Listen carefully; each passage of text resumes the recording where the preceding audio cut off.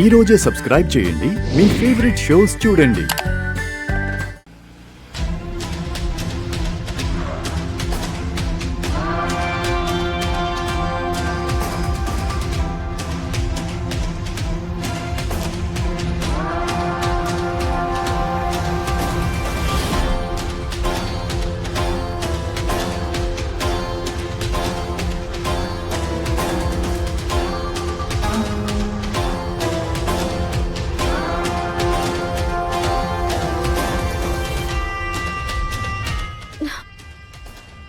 రమా మెల్లిగా.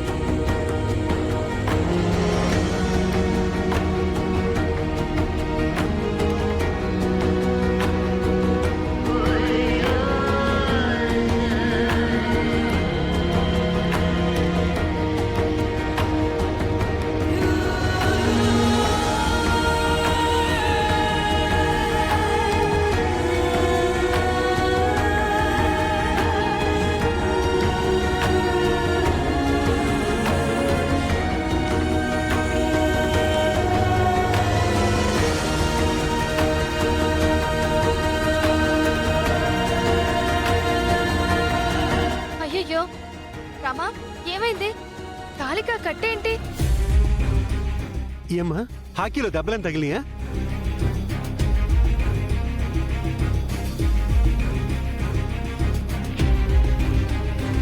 హాకీ ఆడినా ఇంత పెద్ద దెబ్బలు తగలవే.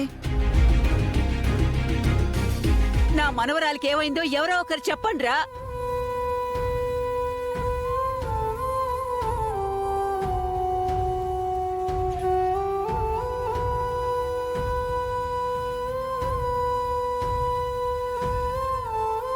రామాకి యాక్సిడెంట్ జరిగింది.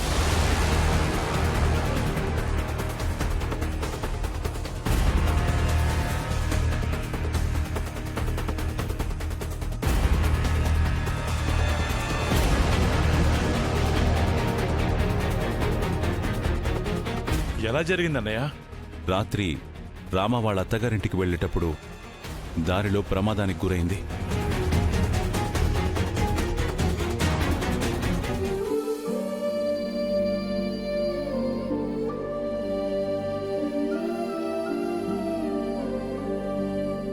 అసలు ఆ టైంలో అత్తారింటికి వెళ్లాల్సిన అవసరం ఏమొచ్చిందే నీకు? తెల్లారేక వెళ్ళొచ్చు కదా. నాదే పొరపాట్లండి. ఉన్న పడంగా వచ్చేసేయని చెప్పకుండా ఉండాల్సింది.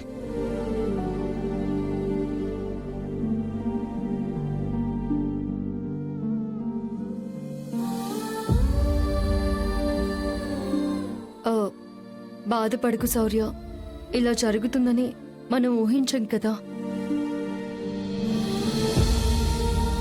పెళ్లి చేసుకుని చక్కగా కాపురం చేసుకుంటావు అనుకుంటే ఇంతలో ఇలాంటి పరిస్థితి వచ్చిందేంటే నీకు?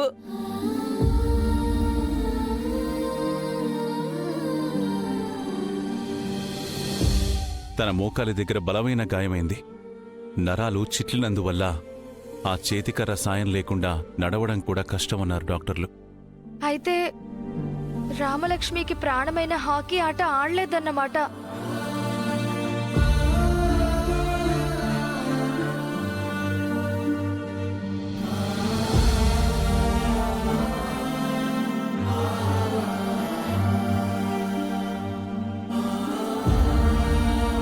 ఇప్పుడు నా కూతురికి హాకీ ఆట కంటే తన ఆరోగ్యమే నాకు ముఖ్యం.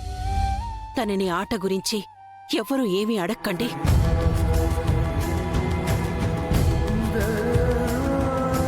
పెద్దమ్మ, నువ్వేం భయపడకు. రామ సంకల్పం ముందు ఇదేమీ పెద్ద విషయం కాదు. రామలక్ష్మిని ఇలా చూస్తాననుకోలేదు. ప్రమాదం ఏదో నాకు జరిగినా బావుండేది. వయసు అయిపోయిందాన్ని, పోతే పోయేదాన్ని, లేదంటే ఏదో ఒక మూల పడుండేదాన్ని. అమ్మా అవే మాటలు. నా మనవరాల్ని ఇలా చూస్తుంటే గుండె తరుక్కుపోతుంది రఘు.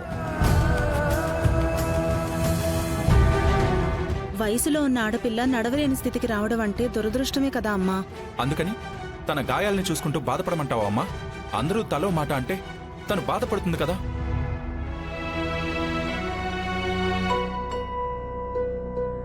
ప్రమాదాలనేవి చెప్పిరావు. ప్రమాదం జరిగాక అక్కడితో జీవితం ఆగిపోయిందనుకోకూడదు. జరిగిపోయిన దాని గురించి ఆలోచించకుండా జరగాల్సిన దాని గురించి ఆలోచించాలి.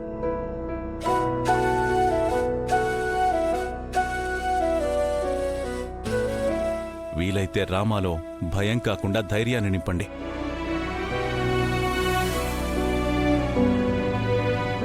జానకి లోపలికి తీసుకువెళ్ళండి.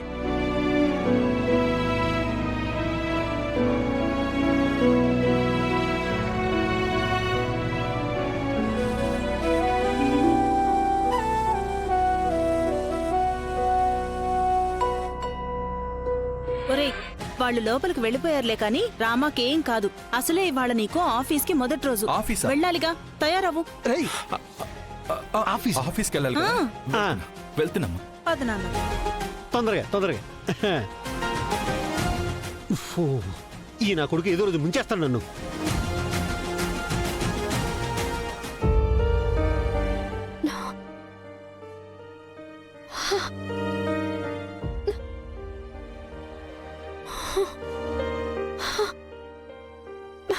రమా, ఇలా కూర్చోరా. కూర్చో. కూర్చోమ్మా.